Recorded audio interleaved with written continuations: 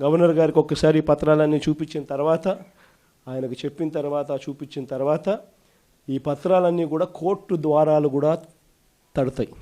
1,04,00,000 సంతకాలు చేసిన ఈ డాక్యుమెంట్స్ అన్నీ కూడా భద్రంగా కోర్టు ద్వారాలు కూడా తడతాయి. కోర్టులో కూడా పిటిషన్ వేస్తాం. 1,04,00,000 సంతకాలు రెడీగా ఉన్నాయి. మీరు ఎప్పుడు అడిగితే అప్పుడు అఫిడవిట్లు మీకు చూపించేదానికి బండ్లన్నీ రెడీగా వచ్చి మీకు చూపిస్తాయి అని చెప్పి కూడా కోర్టులో కూడా అఫిడవిట్ కూడా వేయడం కూడా జరుగుతుంది. ఇంతటితోనే చంద్రబాబు నాయుడు జ్ఞానోదయం వస్తుందని నేను అనుకోవడంలో, ఎందుకంటే ఆయన కొంచెం చర్మం అందం కాబట్టి ఇంతటితో కూడా వస్తుందని నేను అనుకోవడంలో. ఎందుకంటే మామూలుగా మీకు గుర్తుండే ఉంటుంది, పూర్వం మనం ఎప్పుడో నేను చిన్నప్పుడు జనార్దన్ రెడ్డి గారు ప్రైవేట్ మెడికల్ కాలేజ్ ఇచ్చినారు అని చెప్పి ఏకంగా ముఖ్యమంత్రి పదవి నుంచి ఆయన రాజీనామా చేయాల్సి వచ్చింది.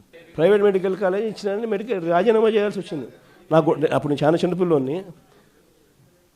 అప్పుడే నేను అనుకుంటా ఉంటే ఒక ప్రైవేట్ ఒక కాలేజు, ఈరోజు ఈయనకు సిగ్గు లేదు, ఇంకొకటి లేదు, ఏకంగా లెఫ్ట్ రైట్ సెంటర్ గవర్నమెంట్ ఆస్తులను నేను ఇచ్చేస్తున్నాను అని చెప్పి స్కాములు చేయడానికి ఏమాత్రం వెనకడుగు వేయడంలా. ఇచ్చేసే కార్యక్రమం చెనిక్కాయలకు బెల్లాలకు ఇచ్చేయడమే కాకుండా స్కాముల్లో ఇంకా అన్నిటికన్నా దారుణమైన స్కామ్ ఏమిటో తెలుసా?